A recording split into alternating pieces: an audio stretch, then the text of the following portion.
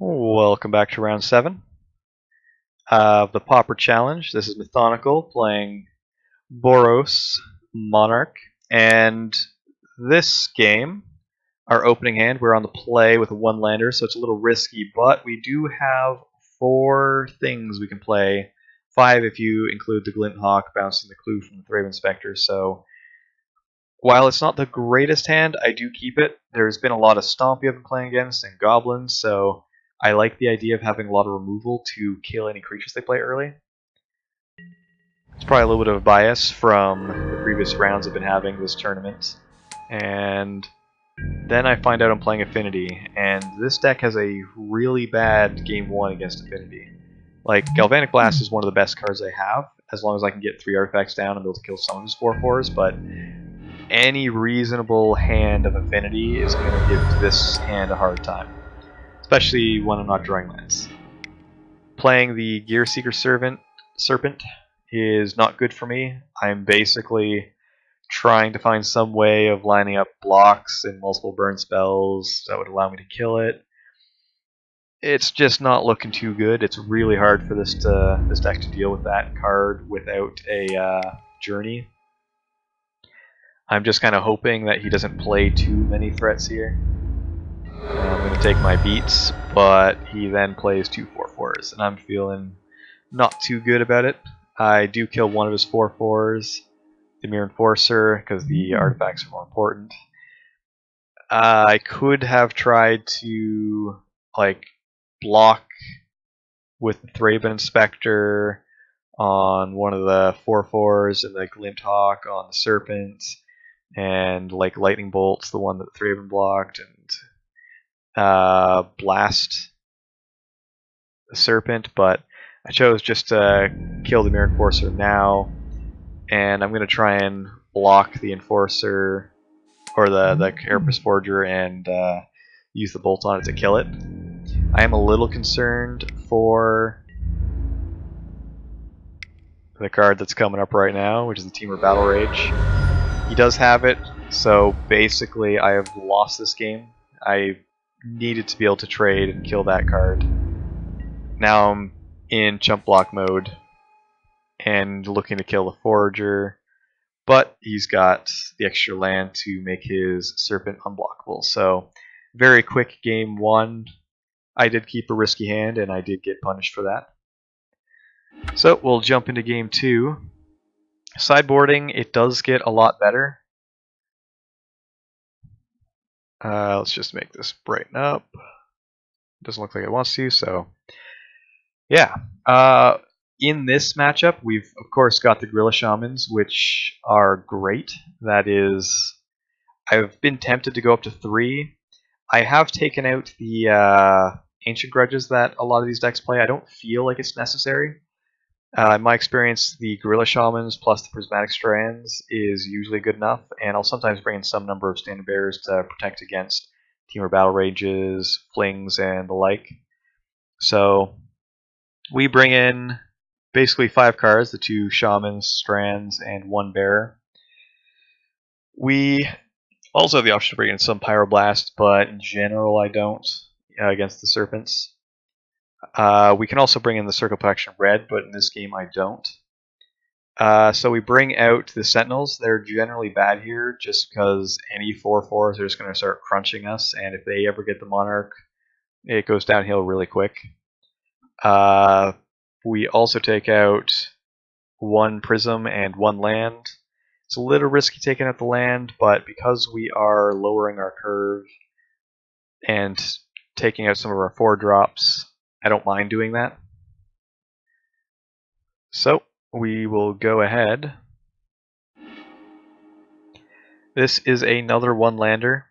It doesn't have any of our cards that we sideboarded, so we're going to mulligan. We're basically, in this position, we're mulliganing, and we're just going to be like, let's hope we get a Gorilla Shaman.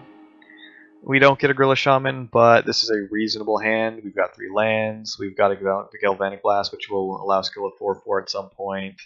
Battle Screech is good for multiple chump blockers, and the Rally gives us an opportunity to trade up. So we're basically just hoping that's going to be good enough. So we keep this. lightning bolts. It's not really something we're looking for. I don't think we left it on top, but we'll find out. Yeah, we didn't. Prism is good. Second prism is not so good. We wanted one, so that way we'd be able to just cycle through our deck. The strands here we are glad to have. That will protect us from any Tog shenanigans and possibly just help us get into good opportunities. We did try and Galvanic Blast his Carapace Forger, but he did have the Hydro Blast. I wasn't expecting that. It does set us back, and we're a little unhappy about that. We do play the Strands here, mainly because we want it in the graveyard. For us to play the Screech, we really don't want to get hit by an Electricity, just in case he brought it in. So playing it here puts it in the graveyard, and now it's going to be a free spell at some point in the future.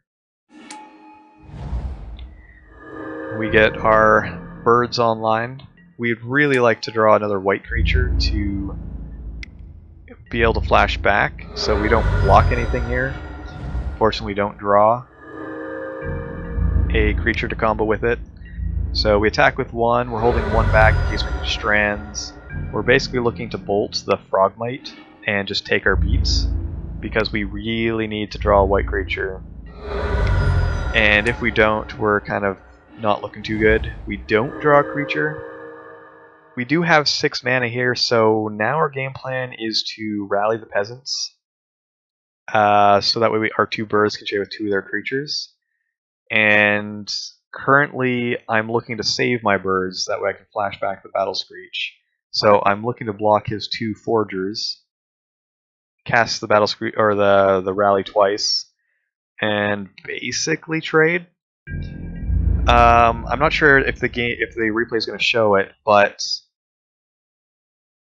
if we look at his time, there was a moment I went and I blocked, and then I cast my rally.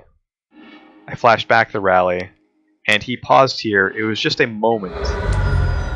So the replay doesn't really show it, but that moment made me realize that he very likely had some kind of removal spell, that he drew a Galvanic Blast of some sort.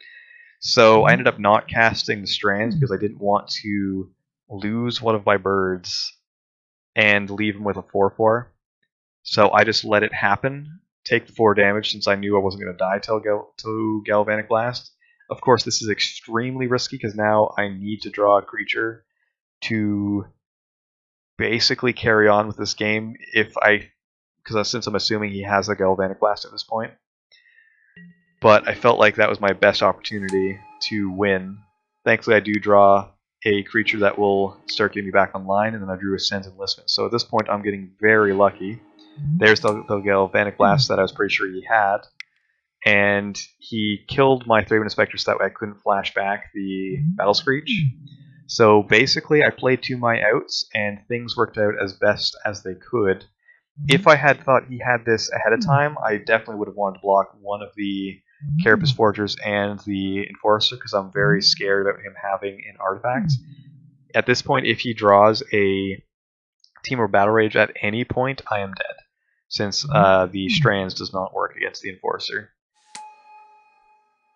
So I'm just kind of hoping I can chump block for a while. I know I'm going to have a lot of chump blockers with being able to flash back the Battle Screech, and now I'm going to have 3 creatures to be able, 3 creatures to get the Battle Screech, and I'm going to have the Strands available to hopefully deal with any Atog shenanigans.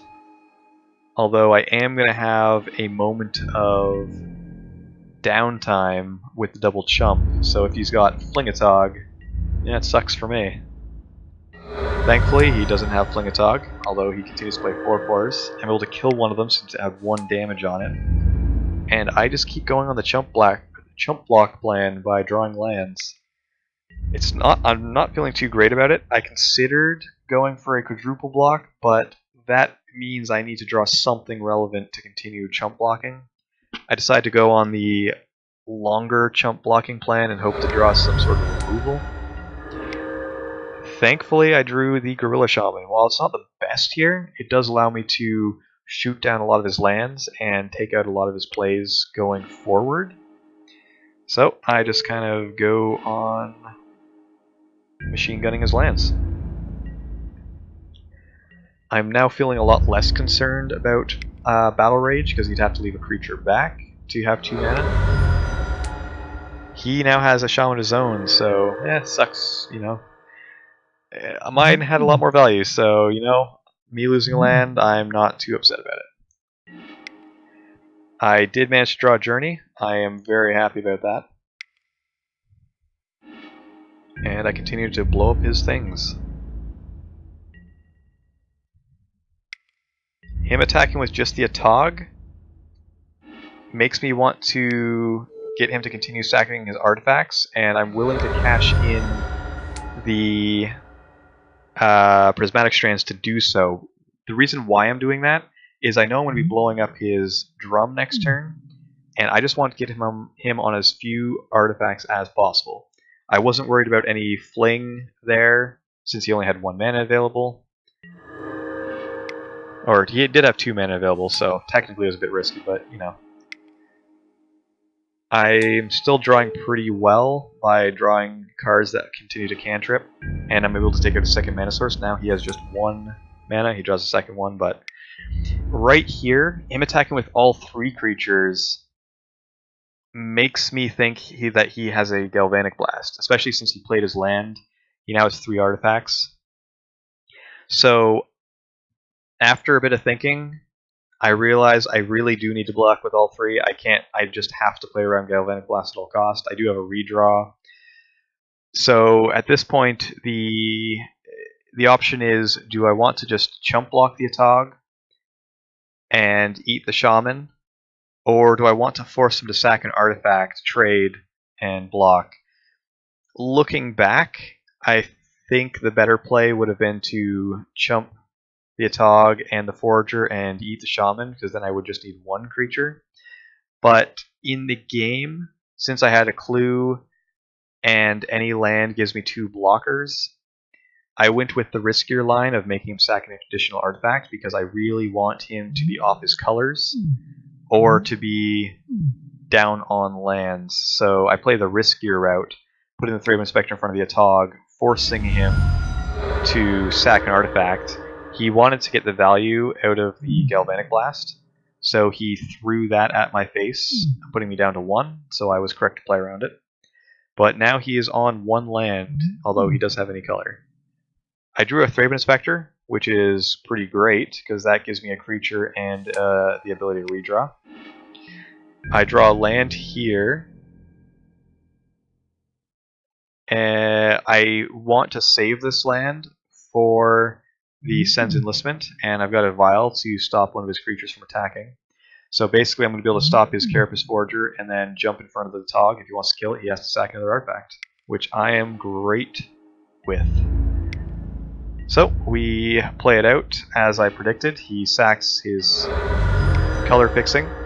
So at this point, I'm able to play multiple creatures. I use the land to get the Sen's Enlistment online. Kithkin Soldiers. We drew a Glinthawk for the turn, which is great, because that'll be able to trade with the Forger, and it will draw us a card for next turn. So we're just going to be chump blocking the Atog, trading with the Forger. We've got 1 more chump block available. We're at 1 life, but we're feeling like we have a chance. Land is great, because we'll be able to replay the Enlistment, but we drew the Journey to Nowhere. He now has no more creatures. So we're just going to start jamming in there. We're going to draw cards with Bouncing Prophetic Prism. We're going to play Sen's Enlistment to get lots of creatures, and we're going to close this out as quickly as possible. But since he has no color sources, very few artifacts, there isn't much he can play at this point. Drawing the extra Journey to Nowhere is great, since we'll just be able to remove anything in our way,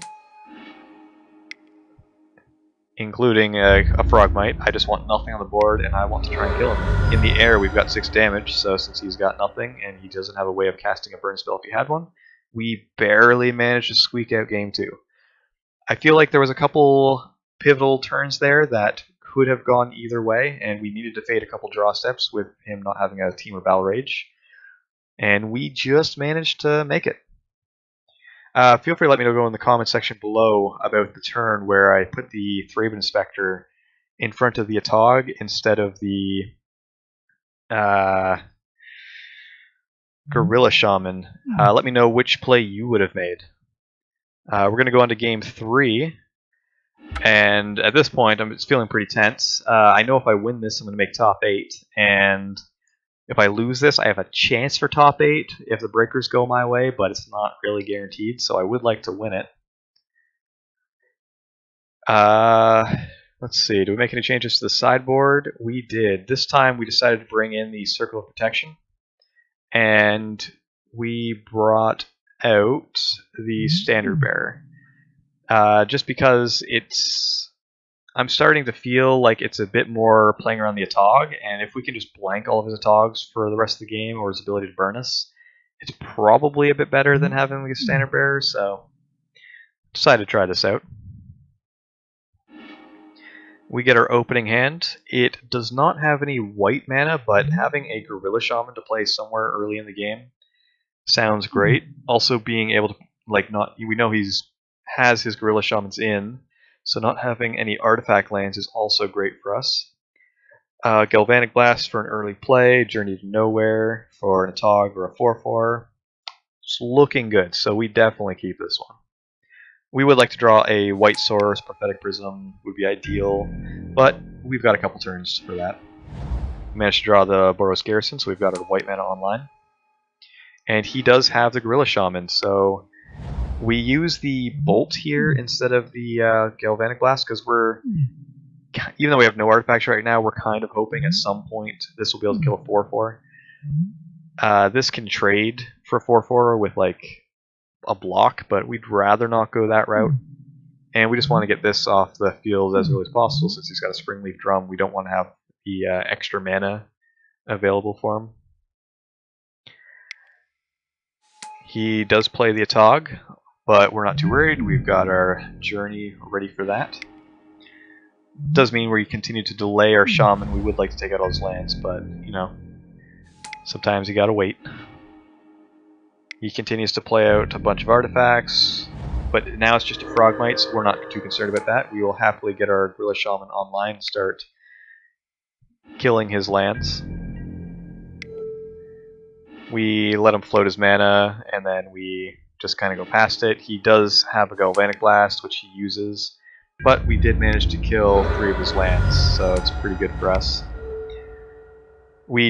I guess I'll quickly mention that we did choose to kill his blue sources because we were hoping to continue to cut his blue sources so we can't play any serpents.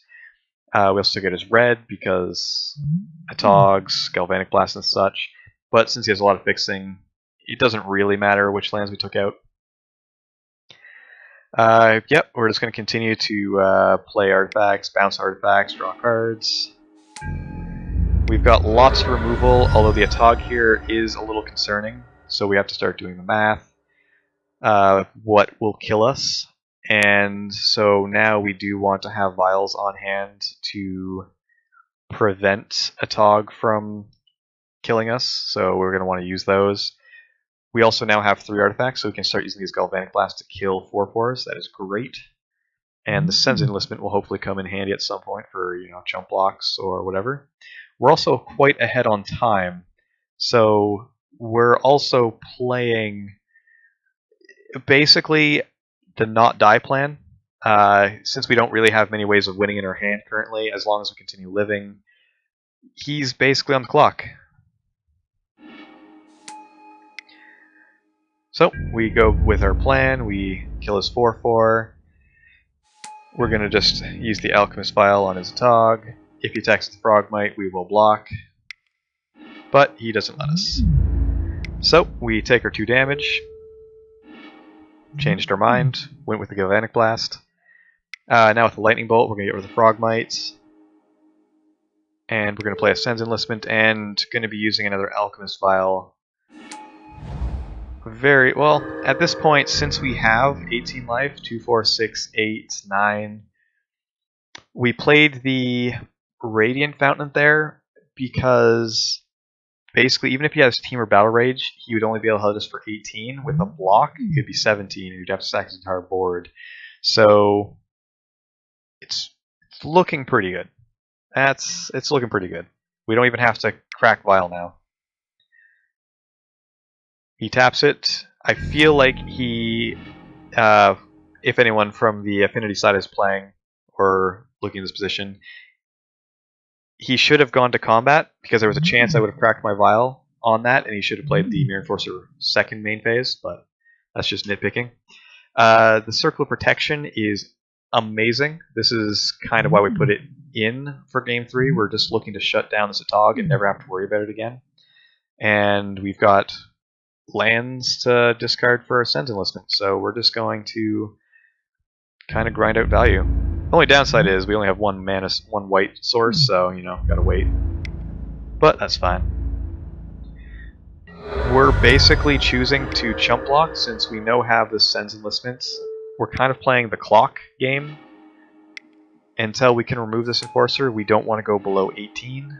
It's just because. The Rally gives us an opportunity to win if we want to down the road. Yeah, we can choose to play out lots of Sen's Enlistments, or we can just look to get in some damage at some point when we can. Journey is great, allows us to get rid of his 4/4, and we're able to flash back or retrace our Sen's Enlistment. At this point, we jam because being able to cast the Rally here isn't lethal, but it will make him sack a number of his artifacts if he wants to keep the Atog around. We're okay with that. It'll just make it more difficult for him to cast things in the future. This is not necessarily correct, but basically looking back myself, I feel like it would have been better to wait for at least one more Sen's Enlistment activation, just to make that like a lethal swing. So that is something I would change going forward. At this point, I'm just going to always be holding up mana for the Circle of Protection as a Tog. And since he's down to 1:30, the easiest way to win at this point, since we've got the Circle, is to just wait time out. So we just kind of play really quickly. We let him do whatever he needs to do. And we're just basically passing as quickly as possible in case we start drawing cards which would enable us to win. All lands get turned into Sen's Enlistment retrace activations. Here he played the Carapace Forager, we're just going to kill that.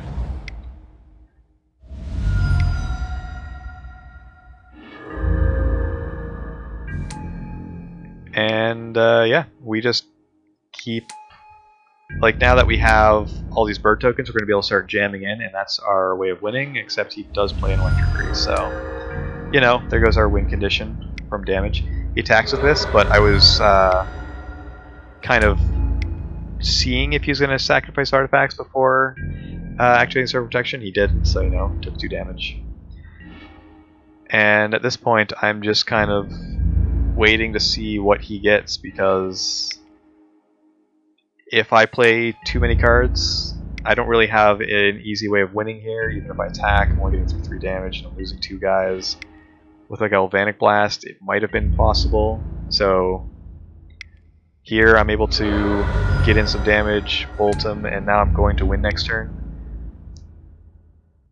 Even though he's down on time, I was going to win through conventional means.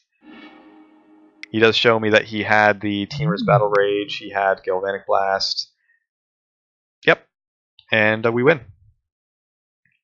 Yeah, this game felt a lot better with the Circle of Protection, so after this game, I'm really liking the idea of bringing this in, just protect against any Atog shenanigans. The changes I made this week with the 3rd Journey to Nowhere, I feel helped out a ton. As you can see, I got all 3 here. Last week I only had 2, and it felt a lot closer. So yeah, Affinity post board is a pretty good matchup. I'd say it's slightly favored just because we have lots of removal, ways of interacting, a lot of chump blocking, especially with the Sen's Enlistment, which I really like. But game 1 is rough, especially if they get off to a fast start. So yeah, we managed to win round 3, and we made it into the top 8. So come back and join me for the quarterfinals. See you there.